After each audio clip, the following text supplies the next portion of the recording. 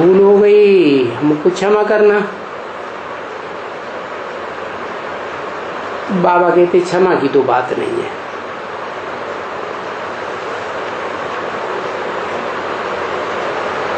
यहाँ तो एक्यूरेट हिसाब किताब बन जाता है। लौकिक दुनिया में भूल करते थे तो 1 गुना पाप चढ़ता था। यहाँ ज्ञान में आने के बाद, बाप को पहचानने के बाद भूल करते हो तो 100 गुनी। बाकी भूल की है तो आइंदा ना भूलो। बाकी क्षमा नहीं होती है।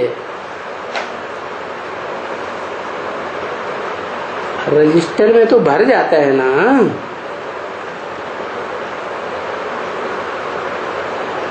कोई सी भूल होती है तो टीचर रजिस्टर में भर देते हैं। बाकी टीचर कोई क्षमा थोड़ी ही करते हैं।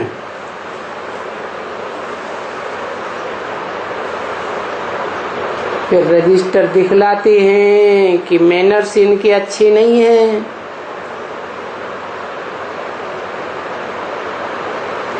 तो बाप भी कहते हैं अभी तुम बच्चे अपने मैनर्स को देखते रहो। इसलिए समझाते रहते हैं कि मीठे बच्चे, रोज शाम को आकर के अपना पोता मिल देखो। कोई को दुख तो नहीं दिया, कोई को तंग तो नहीं किया, कोई को यह तो नहीं किया। क्योंकि यहाँ इसी दुनिया में, इसी जन्म में दैवी गुण धारण करना है।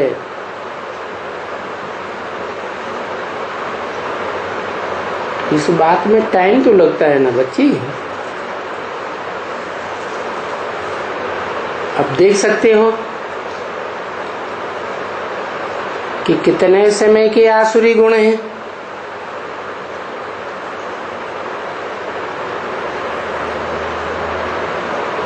तो बुद्धि में आता है ना। 63 जन्मों के आसुरी गुण हैं। समझना चाहिए सभी देह अभिमान कितने समय का है। तो इतने लंबे समय का देह अभिमान कितने समय में टूटता है। बहुतों का तो मुश्किल से टूटता है।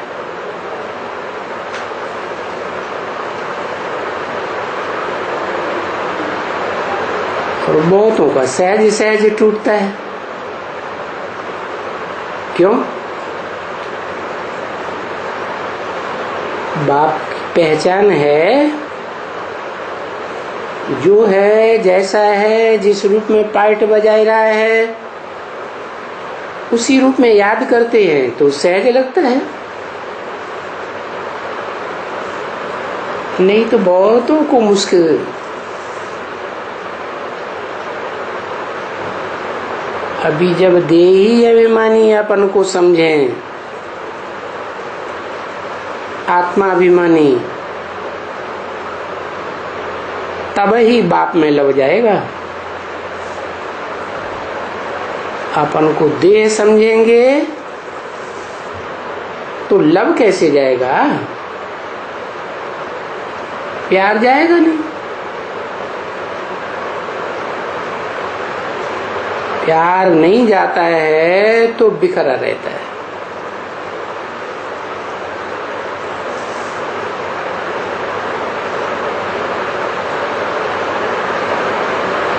कर्म बंधन में बिखरा रहता है। कर्मों के बंधन जगह जगह बंध जाते हैं ना।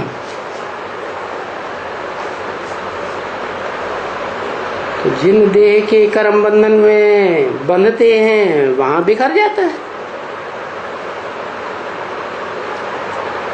इसलिए कहते हैं बाबा बहुत मुश्किल से याद कर पाते हैं।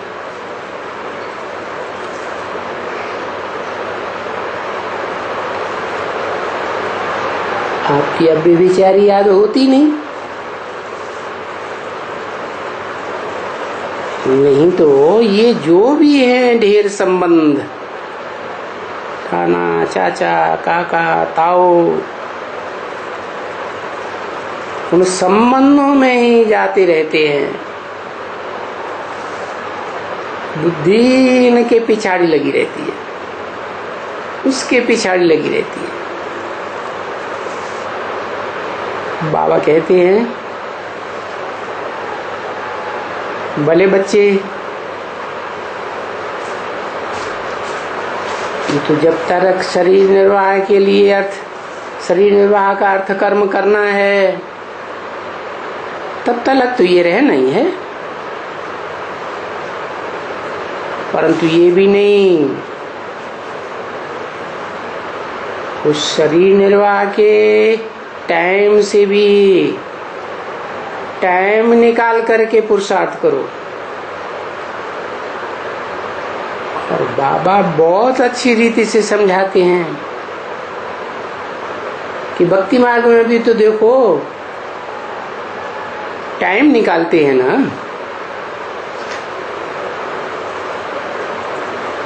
भक्तों की नवधा भक्ति भी तो हो गई ना। देखो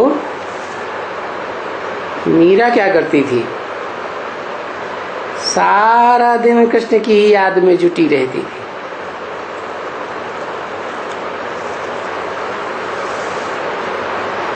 तो क्यों याद करती थी? जरूर कृष्ण होकर गए हैं ना, तो बरोबर जुटी रहती थी। भक्ति मार्ग में भी ऐसे ही था।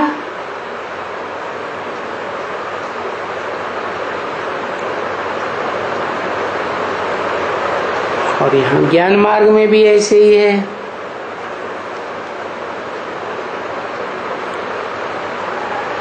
तो जैसे वो भी भक्ति मार्ग फिर से पुनर्जन्म लेते आए हैं, अभी तो तुम जानते हो कि अभी हमको इस छी दुनिया में नफरत आती है, और तुमको तो अच्छी नफरत आती है। वैराग आता है इस दुनिया में, तो हमको अब दोबारा जन्म लेना ही नहीं है, बिल्कुल ही नहीं लेना। और ये हम जानते हैं कि ये दुनिया अब खत्म ही हो जाने वाली है।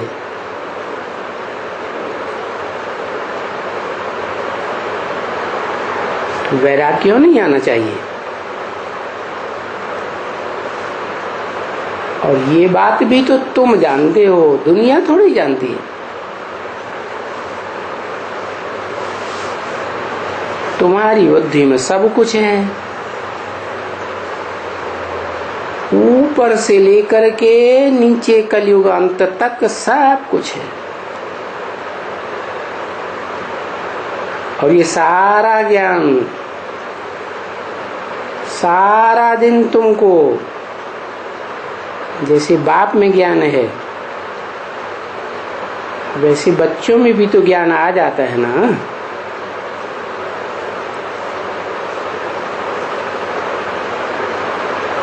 तो सारा दिन ऊपर में, मूल वतन में, सूक्ष्म वतन में, स्थूल वतन में बुद्धि लगी रहे। उनके ये 84 जन्म, ये सतयुग, त्रेता, द्वापर, कलयुग, ये सारा सृष्टि का चक्र बुद्धि में फिरता रहे। बाकी दुनिया तो एक ही है और कोई दुनिया नहीं है।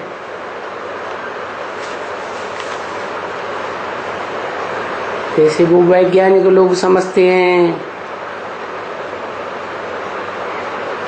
किसी की बुद्धि में नहीं है।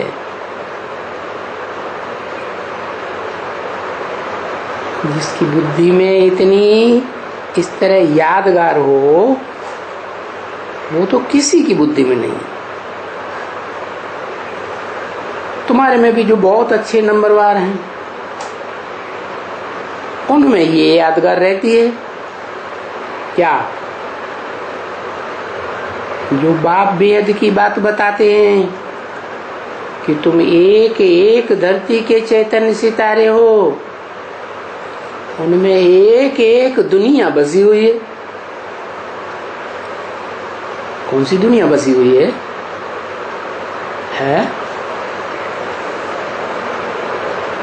अरे जो दुनिया बसी हुई है, इस रिहर्सल के टाइम पर, शूटिंग के टाइम पर तुम जितनी आत्माओं की सेवा करते हो, वो तुम्हारी दुनिया हो गई ना।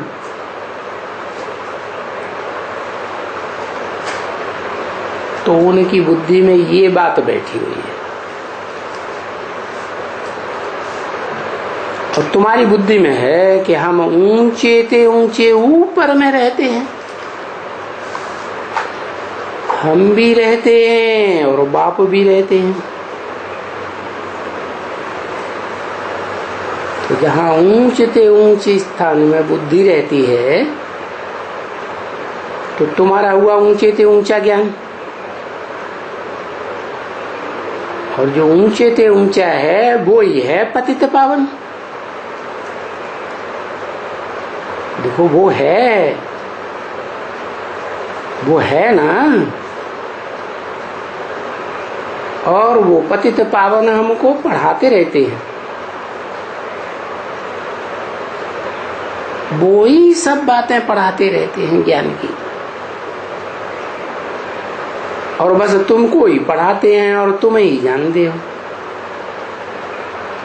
और तो दुनिया में कोई नहीं जानते हैं। तो देखो, तुम बच्चे ये पढ़ाई पढ़ते हो और तुम्हारे लिए स्थापना हो रही है। ये भी समझते हो कि अभी थोड़ी देर ही है। हाँ, कोई मकान बनता है तो देरी तो जरूर लगती है। तो ये भी बुद्धि है कि अभी देरी बहुत है, अभी समय लगेगा स्थापना में, बच्चों को पढ़ाने में समय लगेगा। अभी तो बहुत बच्चे आकर के पढ़ेंगे। है कितने आकर पढ़ेंगे ये पढ़ाई? है बहुत बच्चे आके पढ़ेंगे, और जो पढ़ाई पढ़ेंगे वो नरक की दुनिया से कहाँ जाएंगे? स्वर्ग की दुनिया में जाएंगे। तो कितने बच्चे पढ़ेंगे? सतयुग आदि से लेकर त्रेता के अंत तक 16,108 प्रिंस प्रिंसेस की संख्या होती है। तो ये तो राजयोग की पढ़ाई पढ़ेंगे ना, आ करके पढ़ेंगे। तो हो बहु देखो, यहाँ भी मकान बन रहे हैं।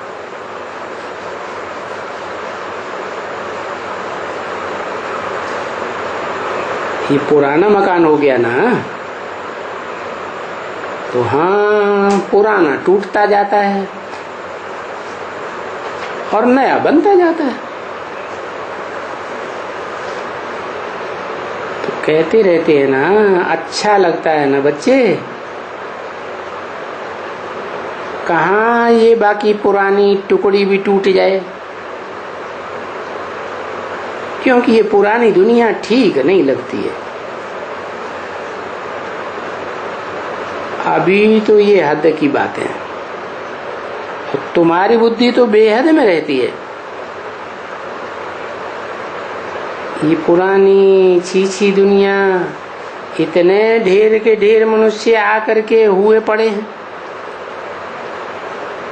इसमें हमारी दिल लगती ही नहीं है। जैसे कि हमको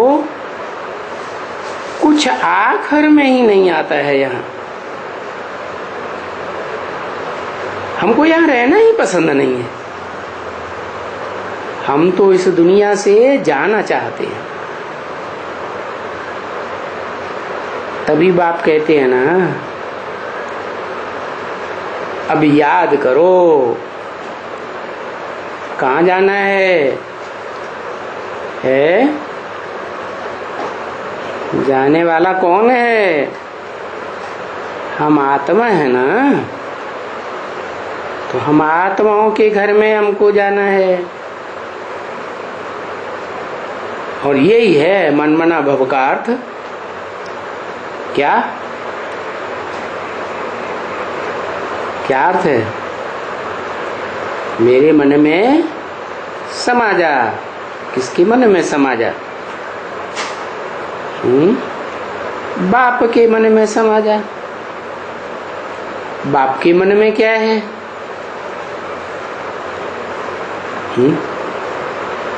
क्या है? कोई संकल्प विकल्प है या नहीं है?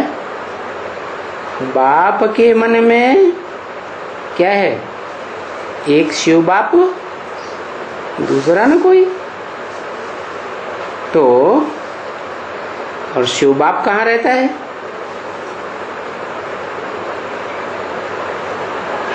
जिस तन में प्रवेश करते हैं वही उनका घर हो गया। तो तुमको भी कहते हैं मनमना भव। तुम्हारा वो बाप भी है, घर भी है, तो याद करो अपने घर को। क्योंकि विकर्म विनाश होने के हैं।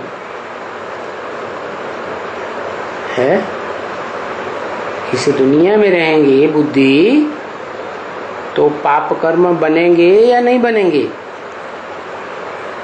और बाप के पास रहेंगे, बाप के घर में रहेंगे,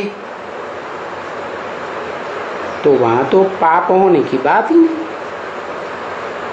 देह है ही नहीं वहां, तो सब हम सब बिंदु बिंदु आत्मा है। तो ये मूल बात बीच में आकर के अटकी पड़ी है कि ये जो देह में रह करके हमने विपरीत कर्म किए हैं इंद्रियों से, ये विनाश कैसे हो?